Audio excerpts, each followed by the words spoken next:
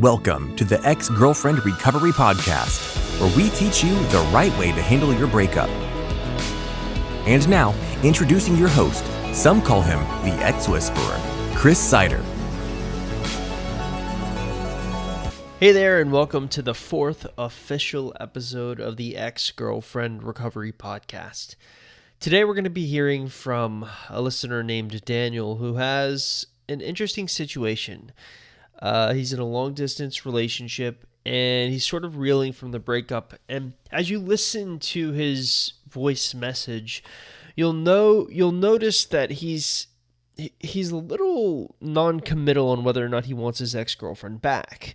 It seems like, and this is a sentiment I can totally understand. It seems like he doesn't want to put in the work if there's not going to be a guaranteed result, and that's probably the most difficult thing for a lot of people when they begin this process, whether they want to get their exes back or not. When they're making that decision, a lot of it's going to be based on, well, what are my chances? Like, how good of a chance do I actually have? Is this going to be a waste of my time?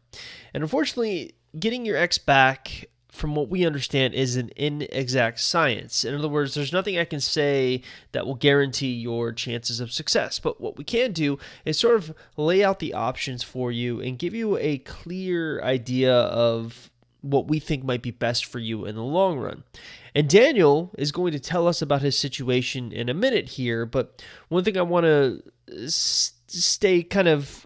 one thing I think is important to mention is when you're trying to make this decision on whether or not you should be getting your ex-girlfriend back, you should first figure out what kind of chance you have of getting her back. Now, luckily on the website, www.exgirlfriendrecovery.com, I've put together a special quiz.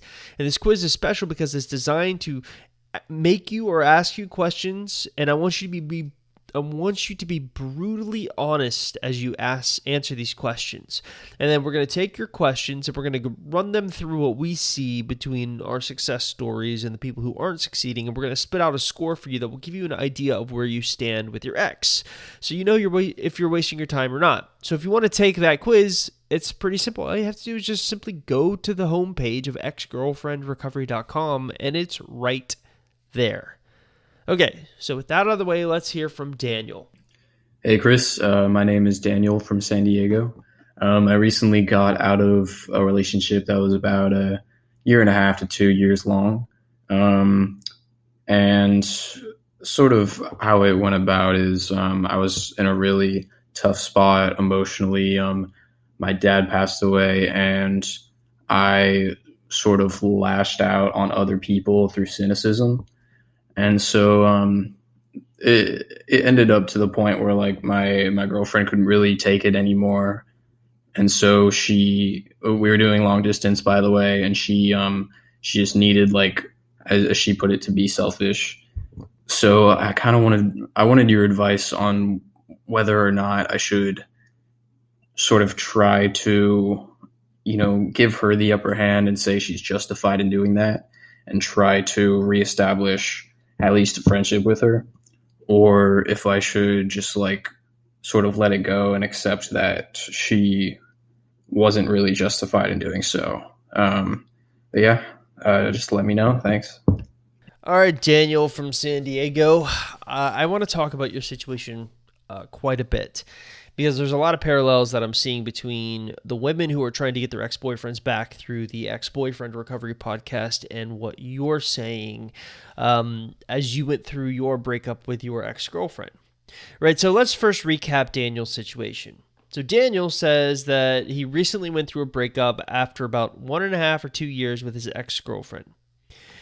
And what he believes the catalyst for this breakup is the fact that his father passed away. And of course, this just devastated him emotionally and caused him to view the world in a very cynical lens, right? So by doing this, he kind of pushed his girlfriend away. And then he kind of mentions kind of an interesting piece of information that I think is essential. And that's the fact that they're long distance. Right, and so I actually think that can play into breakups a lot more than you would actually believe, and I'm going to explain that in a little bit. He also said that one of her reasonings when she broke up with him was that she deserved the right to be selfish, and he's wondering if he should tell her that she's justified and play kind of into purposely friend zoning himself. So there's a lot to tackle here, but ultimately what I'd like to do is start by talking about some of the differences I'm noticing between men and women. So as you probably have heard, if you listen to the first few episodes of this ex-girlfriend recovery podcast, I also run another podcast that's quite a bit bigger on the bigger website Ex-Boyfriend Recovery. Essentially, thousands of women come every single day to the website exboyfriendrecovery.com and basically try to get their exes back, their ex-boyfriends back. And what's interesting is you get to notice after you interact with men who are trying to get their ex-girlfriends back and women who are trying to get their ex-boyfriends back, you notice some differences between how they interact or how they approach the situation. Now, these are broad strokes, so by no means are they indicative of fact. I'm a big believer in that every single situation is unique, and it is, in a way, impossible to hit a sort of a one-size-fits-all situation, but we can get close. So when I'm looking at sort of all of the data in front of me, the one thing I noticed about the big differences between men and women is how serious they are about getting their exes back. Women, what I notice when you talk to them, especially success stories, and I'm actually going to talk a little bit about this in a second, but when lately we've been doing this thing on the other podcast where we've been interviewing a lot of the success stories that are going through the program, and I'll actually come into the conversation blind so I don't know anything about their situation. And I like this because ultimately, if I don't know anything about their situation, I can literally think to ask them some of the first thoughts that pop into my head. And by doing this, the goal is to get closer and closer to understanding what the people who are succeeding are doing versus what the people who aren't succeeding, well, they aren't doing. And what I tend to notice is that women tend to be very, very focused from the get-go on them wanting their exes back.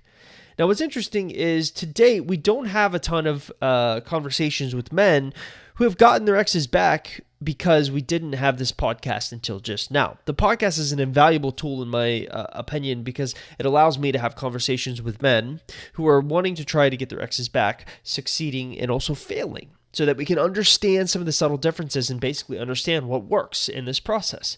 But there was one time in our private Facebook group, and if you go to the show notes of this episode on the exgirlfriendrecovery.com website, I'll actually post the interview I did with the guy. But there was one guy that I did interview a couple of years ago who got his ex-girlfriend back. His name was Aaron.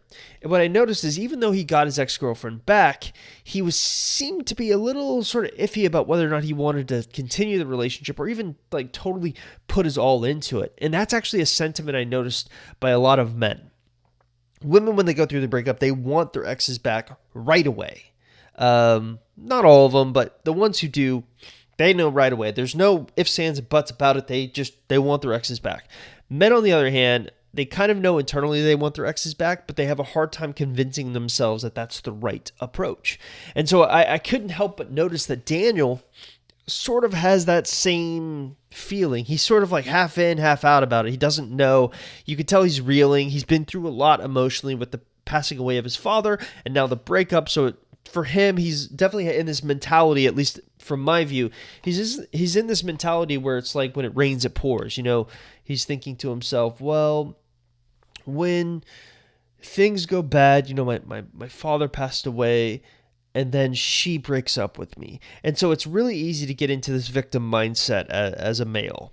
And I would actually encourage you not to do that. Because one thing that we're doing right now is actually revamping our entire program for men. And so in doing that, what we're doing is basically giving people PDF courses, audio courses, and I'm filming video walkthroughs as I go through my program and trying to figure out what works. And recently and this is why it's so on the forefront of my mind, but recently I just recorded this video walkthrough where I'm talking about downward spirals. Now, downward spirals is essentially something that we notice a lot of men go through after a breakup. And that's the fact that, you know, when it rains, it pours. So essentially, like, one bad thing goes wrong, and then another bad thing goes wrong, and next thing you know, it just, like, you look at life in this very cynical way, which I think is what happened to Daniel. And what's interesting about this is there is a way to get yourself out of it, but ultimately, before we talk about that, you need to first understand the mindset of someone who actually has what we call a downward spiral, where they let things kind of go out of control and they have the victim mentality, and you know how it goes. But ultimately, there's like a self-fulfilling prophecy that goes with these downward spirals. So imagine for a moment that you have this limiting belief. You think to yourself, you know what, my life sucks. And so as you tell yourself this, you go through life and something bad happens to you. And this further reiterates this negative internal belief you have that your life sucks. So you further believe that it's true. Your life really does suck. So you go through the next few days and you think to yourself, you know, my life really does suck. Remember that one thing that happened to me? And then another bad thing happens to you, which further reiterates your internal belief that your life sucks. And next thing you know, you just have this downward spiral where the more your internal thoughts, even when you think they don't really matter that much, the more you tell yourself that your life sucks, it becomes this thing where you actually start believing it. And so what you need to do to get out of this self-fulfilling prophecy, this negative belief system, I'm not saying Daniel has this totally, but he's got a bit of this, I think, is start looking at the glass half full, which is a hard thing to do for people like Daniel maybe when they're going through a hard time. But try to find small wins to get yourself on the board and then start feeding into those wins and believing that, because it will interact with all sorts of areas of your life. So instead of thinking your life sucks, correct yourself and think, you know, my life sucks right now, but it's going to get better. And then when something good happens, start believing that, you know what, this is proof. It is going to get better. And the next thing you know, that will interact with all the other areas of your life that you wouldn't expect it to interact with, which is kind of a cool thing. And we can create what we'd like to call an upward spiral. So you go from the downward spiral and you turn it into an upward spiral. And so I think part of the issue Daniel's having with whether or not he wants to get his ex back is he's in the midst of this downward spiral. He's reeling. The other problem I think with Daniel's relationship is I happen to notice that he mentions he's in a long distance relationship. And this is where I think there's a big disconnect between a lot of people who go through breakups that are in long-distance relationships. Because ultimately, long-distance relationships, and I will go to my grave saying this, they're destined to fail. Every single one of them. Even long-distance relationship marriages are destined to fail unless you have three things. So, I'll go from least important to most important. What are the three most important things that you need in order for a long-distance relationship to survive? The first thing you need is time. So think of it like this. Long-distance relationships, one of the things that the two of you don't have a lot of is time to be together. So you have to make time out of your day. She has to make time out of her day. And then you also need to make time if you, especially, and I only know this because I was in a long-distance relationship before I got married to my wife. And so what we would do is often, since I worked from home and I kind of run my own business and this is sort of my gig, the breakup thing, I could make my own hours. So I could basically do whatever I wanted when I wanted. But she didn't have that ability. She had a normal job. So she would have to go to her boss and ask for time off. And then I would have to go and travel to see her, or she would travel to see me. But time was an essential component. And sometimes time isn't the easiest thing to get, especially if there's kids involved, because kids take up time. You have to find someone to get to watch them. It can be a complicated thing. So some people, and this is just the hard truth, some people can't make long distance relationships because they don't have time. The other thing you need is money.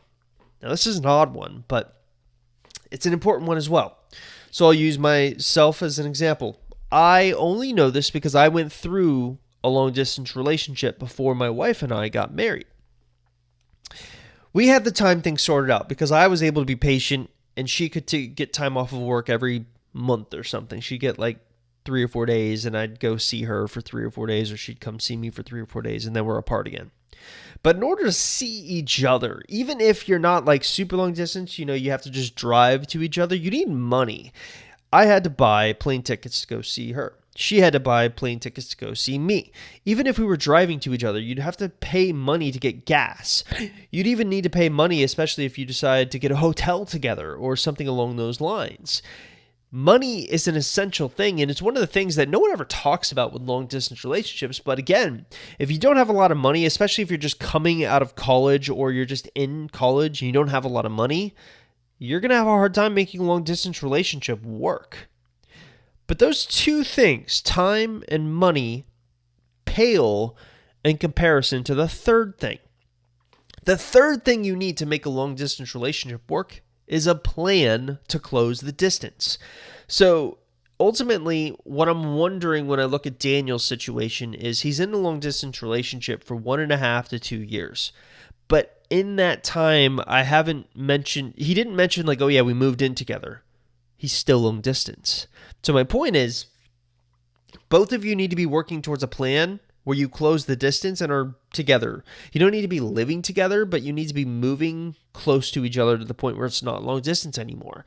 I mean, ideally you would like to move in together, but long distance relationships, I can only see truly being successful for, and this is maybe a hot take, and if you feel free to disagree with me, but I only see them typically being successful for people who are a bit older, who have money, who have time, and are willing to basically move in together to close that distance. And sometimes, even when you close the distance, you find you're not the right match when you get together. My wife and I, we decided to move in together.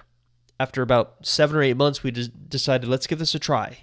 We both had time, money, and a plan. We both worked towards that plan tirelessly.